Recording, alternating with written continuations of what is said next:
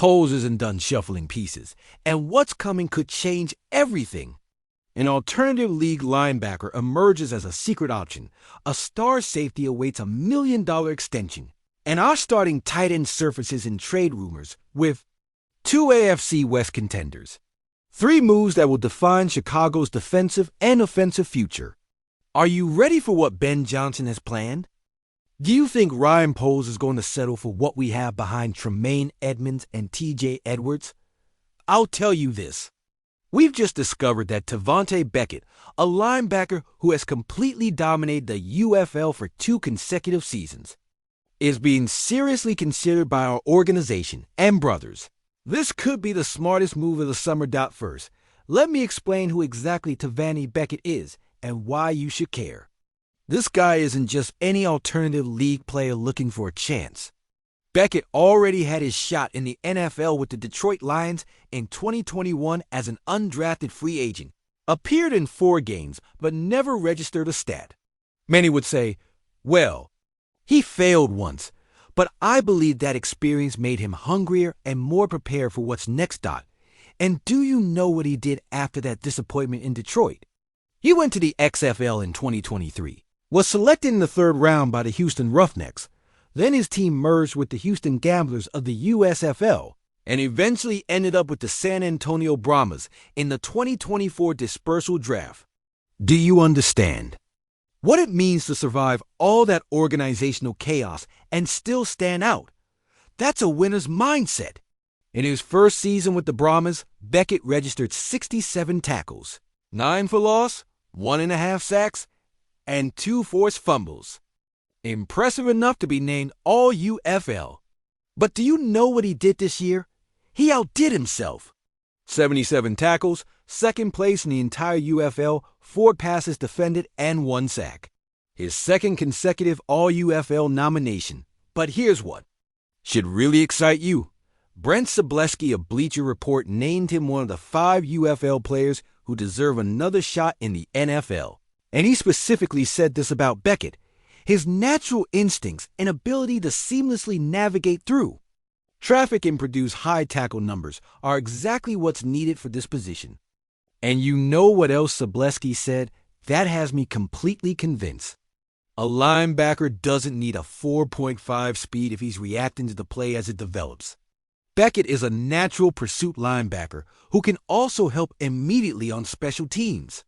Special teams, brothers! Do you understand how valuable a player who can contribute in 3 phases of the game from day one is? Now, let's analyze our current situation, because this is where it gets interesting. After Edmonds and Edwards, we have Ruben Hippolyte II, who was just selected in the 4th round of the 2025 draft. Hippolyte is intriguing. He ran a 4.39 at Maryland's Pro Day, but brothers, he only had THREE sacks in 5 college seasons. Are those stats that excite you for immediate impact? Then we have Noah Sewell, a 5th-round pick in 2023 during the Poles era, but before Johnson. In 2 years with Chicago, Sewell has recorded 13 tackles and 2 forced fumbles. 13 tackles in 2 years. He's in make-or-break territory this season. And Eamon Ogbongbemiga, who has mainly been a special teams player throughout his career, although he might impress Dennis Allen with an opportunity. Do you see the pattern here? We have an unproven rookie, a 3rd-year player who hasn't produced, and a special teams specialist. Dennis Allen needs reliable depth, and Beckett represents just that. A player who has proven that he can dominate at his level and who has experience with the professional grind. I believe that this would be a low-risk, high-reward move. What's the downside? If it doesn't work, you release him without significant penalty. What's the upside? You might have a starting quality linebacker that costs a fraction of what you would pay in the open market. But here's the million-dollar question. Can UFL competition translate to the NFL level? Look, I'm not going to lie to you and tell you that UFL is equal to NFL. But you know what? College football isn't equal to the NFL either. And that's where we evaluate all our rookies. At least Beckett has played against professional adult men who are trying to feed their families. More importantly, Consider this. Matt Eberflus is no longer here. Dennis Allen comes with a completely different system, and Allen traditionally has been successful at getting the best out of linebackers others have underestimated. Do you remember what he did with Demario Davis in New Orleans? Davis wasn't a superstar until Allen put him in the right position. The fact is that Chicago needs lottery tickets at linebacker because outside our two starters, everything is a question mark. Training camp is going to be a brutal battle for that LB3 spot, and Beckett would at least come with momentum and confidence from having dominated his league. Would you prefer to bet on a guy who has proven to be the best at his level, or just hope that rookies and projects suddenly figure it all out? If that surprises you, wait until you hear what's happening with our star safety. Do you remember exactly where Jaquan Brisker was before that devastating concussion in Week 5? I'll refresh your memory, because what we lost that afternoon was much more than a player for the rest of the season. Jaquan Brisker was our 48th pick in the 2022 draft during Ryan Pohl's first year as GM. From the very first snap of his rookie year, it was clear we'd found something special. 104 tackles as a rookie, TWO passes defended, 1 interception, and 4 sacks from a safety in his first season. That's navy and orange, baby. But let me give you context on why those numbers were so extraordinary. Most rookie safeties struggle with the transition to the professional level, especially when it comes to coverage responsibilities and pre-snap communication. Brisker not only adapted immediately, but became a disruptive force both in coverage and pass rush. In 2023, he set new career highs with 105 tackles and 9 passes defended, adding another interception. Do you understand how rare it is for a safety to have linebacker-level tackling numbers while maintaining elite coverage skills? Pro Football Focus gave him consistently high grades, and coaches around the league started wondering why they let Brisker slip to the 48th pick. Now comes 2024, and brothers, Brisker was on his way to his best season up to that point. In just 5 games before the injury, he had registered 40 tackles, 2 passes defended, and 1 interception. His pass rush grade of 70.3 according to Pro Football Focus placed him 20th among 171 safeties who qualified. A top 20 safety in pass rush while maintaining elite coverage? That's all pro territory. But do you know what was the exact moment we realized Brisker was different? It was during that sequence against Green Bay in 2023, where he first broke up a pass in the end zone, then 2 plays later forced a fumble with a hit that shook the entire Soldier Field.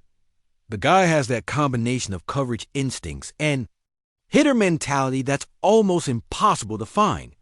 Moulton of Bleacher Report just named him the next obvious candidate for a contract extension, and I completely agree. Moulton wrote, the Bears could have offered Brisker an extension had he continued performing at a high level throughout the 2024 campaign, but he suffered a concussion that ended his season in Week 5. That timing couldn't have been worse, brothers. Brisker was building a serious case for money, and then that injury halted all momentum. But here's why I believe Pohl should extend him anyway. First, concussions are scary, but Brisker has no injury concerns history before 2024. This isn't. Like other players who have had multiple concussions. It was an unfortunate hit in a specific situation. Second, have you seen how Dennis Allen uses his safeties?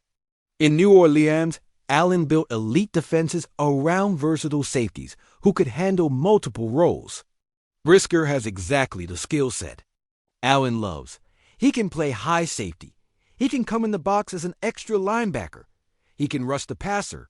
And he has the coverage skills to handle tight ends and slot receivers. Third, and this is crucial, what's the cost of not extending Brisker? If we wait until after 2025 and he has a healthy all-pro season, his price is going to explode. The safety market has been crazy lately, and a 25-year-old player with Brisker's talent could easily command $50 million per year or more. But here's the complication that worries me. Kevin Byard is also in a contract year. And brothers, Byard had a phenomenal season in 2024. 130 tackles, 7 passes defended, TWO sacks, 1 interception, and this at 31 years old in a new organization. His grade of 72.8 from Pro Football Focus placed him 32 171st safeties, but more impressively, he ranked top 10 in both pass rush grade 83, 6th place, and run defense grade 86, 8th place. The problem is BR already admitted he's taking his career on a year-by-year basis. At 32 this year, how many more seasons does he have left in the tank? Chicago has no choice but to oblige. But if Beard has another season, like 2024, it would be surprising to see him walk away. So we have this fascinating situation. 2 safeties in contract years both have demonstrated elite production. But one represents the future, Brisker, and the other represents proven veteran, leadership Beard. I believe the smart move is to extend Brisker before he proves he's completely healthy, because once he starts producing at his 2022 to 2023 level during a full season, his price is going to skyrocket. It's a calculated risk, but the type of risk that smart teams take. Moreover, consider the chemistry Brisker already has established with this defense. He knows our linebackers' tendencies, has perfect timing with our cornerbacks, and has developed that pre-snap communication that's so crucial for safety play. But do you know what my biggest concern is? Concussions have ended careers, and although Brisker has no previous history, one more could change everything. Poles has to balance that medical uncertainty against undeniable talent and proven production. My prediction: if Brisker passes training camp and the first 4 weeks of the season without issues, Poles will offer an extension during the bye week. Probably something around 4 years, $50 million, with heavy guarantees in the first 2 years to protect both sides. Would you extend Brisker now or wait to see a full healthy season? It's a decision that could define our secondary for the next decade. But here comes the real bombshell that no one saw coming. It can't be, brothers. Cole Kmet has just appeared in 3rd place on Bleacher Report's list of players most likely to be traded according to Christopher Knox. And when you read the teams being mentioned as destinations, you'll understand why. This could be the most controversial decision of the entire offseason.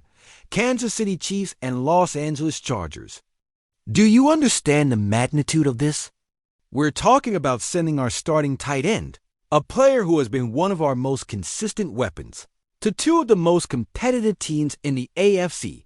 But before you start sending angry emails to Hollis Hall, let me break down exactly why this situation is so complex and why, as much as it pains me to admit, it might make sense from a team-building perspective. First, let's be honest about Cole Kmet's production. This guy has been the definition of consistency when he's had competent quarterback play. In 2023, he set career highs with 73 receptions and 719 receiving yards. In 2022, he had 7 receiving touchdowns. Those aren't Travis Kelce's numbers, but they're the numbers of a solid tight end who does his job. The problem? 2024 was a down season with only 47 receptions, 474 yards, and 4 touchdowns. But brothers, our entire offense was out of sync during 2024. Blaming Kmet for those numbers would be like blaming a receiver for drops. When his quarterback is throwing ducks. Kmet has shown that when he has competent quarterback play and coherent play calling, he can be a reliable weapon. He's a solid inline blocker, has good hands, and has developed chemistry with multiple quarterbacks throughout his career. So what's the problem? 2 words: Colston Loveland. Chicago used the 10th overall pick on Loveland, and we don't draft a tight end in the first round to be our TE2. Loveland was one of the most talented prospects in the entire draft, a bona fide playmaker who's going to be asked to make yards after the catch in space. His skill set is different, but potentially superior to what Kmet brings. And here's the math that's keeping Poles up at night. Kmet counts almost $12 million against our salary cap in 2025. Knox wrote that Chicago could save $10 million in 2025 cap space by trading him.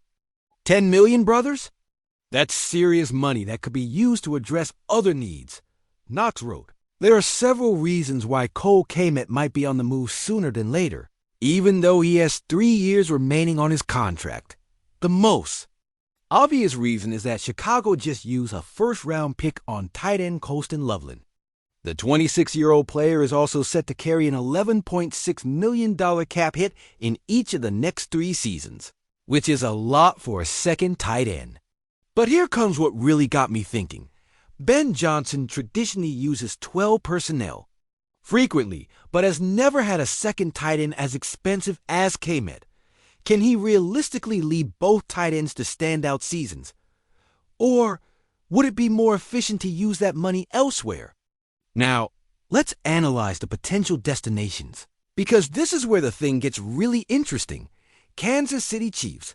The Chiefs are the obvious fit, and not just for football reasons. Matt Nagy, our former head coach, is there as offensive coordinator. Nagy knows exactly what Kmet can do and how to use him effectively. More importantly, Travis Kelce turns 36 in October. Although he remains elite, Father Time is undefeated, and Kansas City needs to start thinking about succession planning. Kmet would be the perfect player to learn from the greatest tight end of this generation while preparing to eventually succeed him. Knox wrote about the Chiefs. They should consider taking a chance on Kmet if he's available. Travis Kelce is still holding down the starting job, but will turn 36 in October. The Chiefs could view Kmet as a potential successor to Kelce and a great complementary option behind Kelce along with Noah Gray. Can you imagine Kmet learning from Kelce and Andy Reid? His career could reach a completely different level. And for Kansas City, getting a proven tight end to complement Kelce while Patrick Mahomes was in his prime would be a championship-level move. Los Angeles Chargers. The Chargers are potentially even more intriguing because they represent immediate opportunity for Kmet. Knox noted they signed Tyler Conklin for $3 million during the offseason and drafted Ron Gadsden in the 5th round, but neither player has Kmet's proven track record. The Chargers should consider Kmet as they look to improve Justin Herbert's receiving cores, Knox wrote. He's a more dynamic pass catcher than either Tyler Conklin or Will Dissly, and far more proven than rookie 5th round pick Ron Gadsden too. Justin Herbert needs reliable weapons, and Kmet has proven to be exactly that when he's in the right system. The Chargers have cap space, an elite young quarterback, and a coaching staff that could maximize Kmet's potential. But should we do it? Here's where my Bears heart conflicts with my logical brain. Emotionally, trading Kmet feels wrong.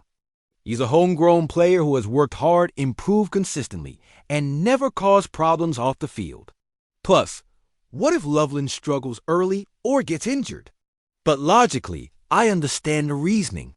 If Ben Johnson truly believes Loveland's skill set fits better with his offensive vision, and if those $10 million in cap savings could be used to improve other areas of need, then maybe it makes sense. I believe the decision ultimately comes down to this. How much confidence does Johnson have in Loveland's ability to contribute immediately?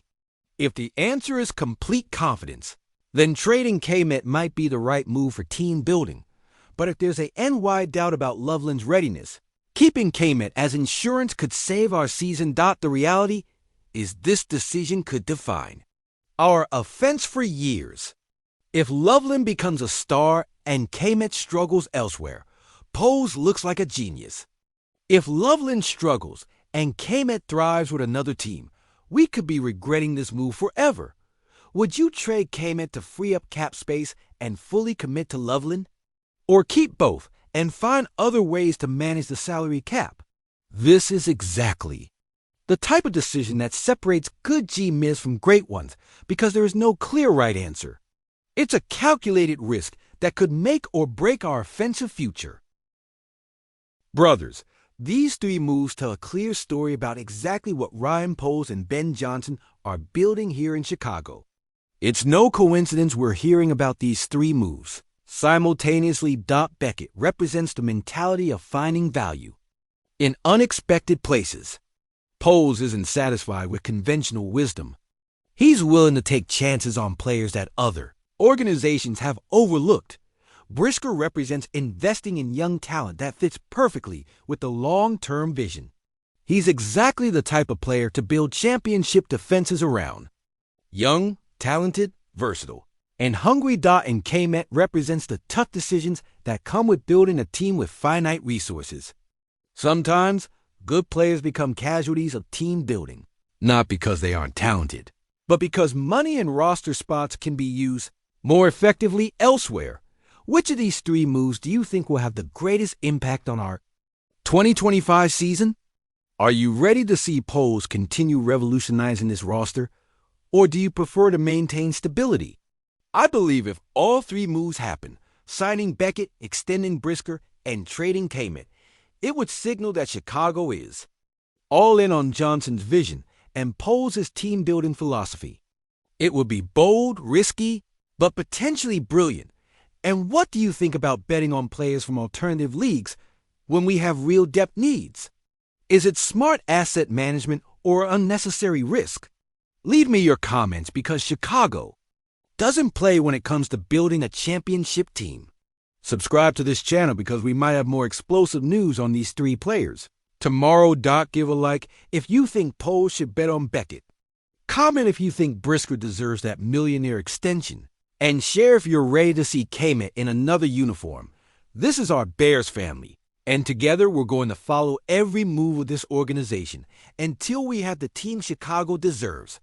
Day Bears, and see you in the next video.